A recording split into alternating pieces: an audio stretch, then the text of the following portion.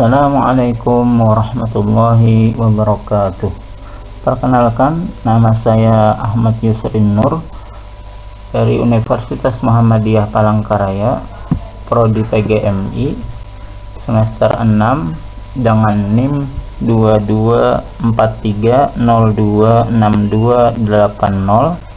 Di sini saya mendapatkan tugas untuk menjelaskan tentang disleksia.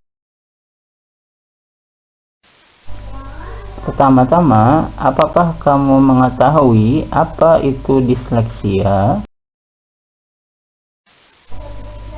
Disleksia berasal dari bahasa Yunani Greek. Dis berarti kesulitan, sedangkan leksis berarti kata-kata. Menurut Johnson, disleksia adalah kesulitan belajar primer berkaitan dengan masalah bahasa tulisan, seperti membaca, menulis, mengeja, dan pada beberapa kasus kesulitan dengan angka. Karena adanya kelainan neurologis yang kompleks, kelainan struktur dan fungsi otak. Mengalami disleksia berarti mengalami kesulitan yang berhubungan juga dengan kata atau simbol-simbol tulis, atau bisa disebut dengan kesulitan dalam membaca.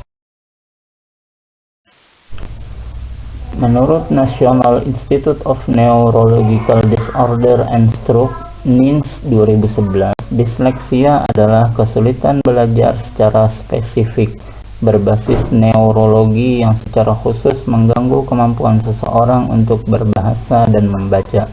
Gejala disleksia ini dapat terlihat sejak anak mulai berumur membaca, menulis, dan mengeja.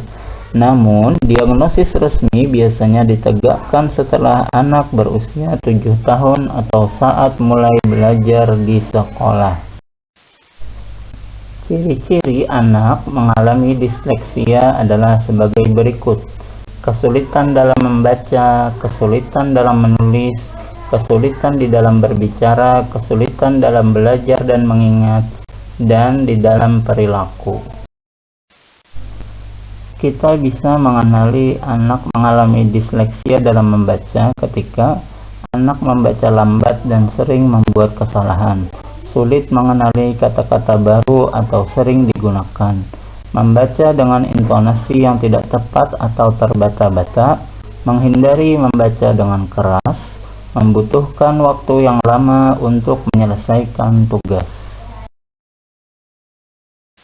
Dan di dalam menulis, kita akan mengetahui anak mengalami disleksia ketika lambat di dalam menulis, sering membuat kesalahan, menulis huruf atau angka menjadi terbalik, kesulitan menyusun huruf menjadi kata yang benar, tulisan buruk dan sulit dibaca, kesulitan dalam mengeja kata. Kita dapat mengetahui anak mengalami disleksia ketika dalam berbicara, perkembangan bicaranya lambat dibandingkan anak yang seusianya. Kemudian, kesulitan dalam menemukan kata-kata yang tepat untuk diucapkan. Sering salah dalam mengucapkan kata-kata terutama yang mirip. Kesulitan di dalam memahami instruksi lisan. Anak yang mengalami disleksia bisa juga dilihat dari kesulitan dalam belajar dan mengingat. Kesulitan mengingat nama dan bunyi huruf, kesulitan dalam mengingat urutan kejadian atau informasi, kesulitan dalam memahami konsep matematika, dan membutuhkan waktu yang lebih lama untuk mempelajari hal baru. Demikian juga di dalam perilaku. Sering mengulang kata atau kalimat saat berbicara atau membaca, sering menghindari kegiatan membaca dan menulis, mudah merasa frustasi saat belajar. Nah, semuanya itu merupakan ciri-ciri daripada anak mengalami disleksia. Sekarang kita akan membahas diagnosis disleksia. Untuk mendiagnosis disleksia, maka dokter terlebih dahulu akan menyingkirkan kemungkinan gangguan membaca yang disebabkan oleh kondisi lain. Dokter juga dapat memberikan rujukan ke psikolog anak atau terapi wicara jika dibutuhkan. Selanjutnya, dokter akan melakukan beberapa pemeriksaan dengan bertanya, apakah anggota keluarga ada yang memiliki gangguan belajar?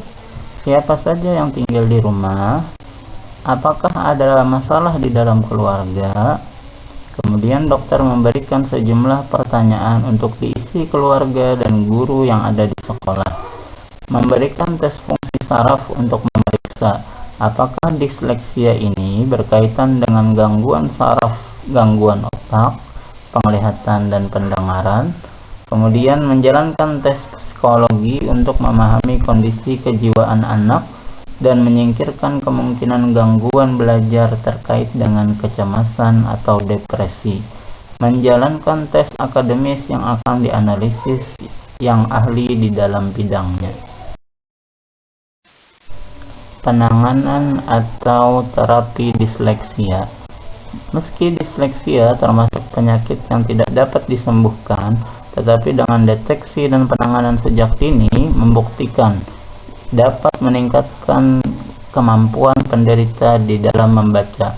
Metode fonik adalah salah satu metode yang paling efektif dalam meningkatkan kemampuan mengidentifikasi dan memproses suara. Dalam metode tonik, penderita akan diajari mengenali bunyi kata yang terdengar mirip seperti pasar dan pagar, mengeja dan menulis, mulai dari kata sederhana hingga rumit, memahami huruf dan susunannya yang membentuk bunyi tersebut, membaca kalimat dengan tepat dan memahami makna yang dibaca, menyusun kalimat dan memahami kosakata baru. Ini adalah catatan untuk orang tua. Guna membantu proses penyembuhan anak, orang tua dapat membantu dengan melakukan hal berikut. Dibacakan dengan suara keras bagi anak yang masih kecil, sedangkan bagi yang telah besar maka diajak membaca cerita bersama-sama. Beri semangat agar anak berani membaca, bekerja sama dengan para guru di sekolah, memberi pemahaman yang baik pada kondisinya dan memberitahunya bahwa apa yang dialaminya dapat diperbaiki sehingga ia akan menjadi semangat di dalam belajar. Batasi anak dalam menggunakan atau menonton televisi atau gadget. Kemudian bergabung dengan support group yang sefrekuensi sehingga mendapatkan referensi lebih banyak. Demikianlah yang dapat kami sampaikan di dalam video ini. Ada salah dan khilafnya mohon dimaafkan, dan ada kebaikannya semua daripada Allah Subhanahu wa taala. Untuk sempurnanya majelis, kita tutup dengan doa kafaratul majelis. Subhanallah bihamdihi, subhanakallahumma wa bihamdika, asyhadu an la ilaha illa anta, astaghfiruka wa atubu ilaik. Akhir kalam, assalamualaikum warahmatullahi wabarakatuh.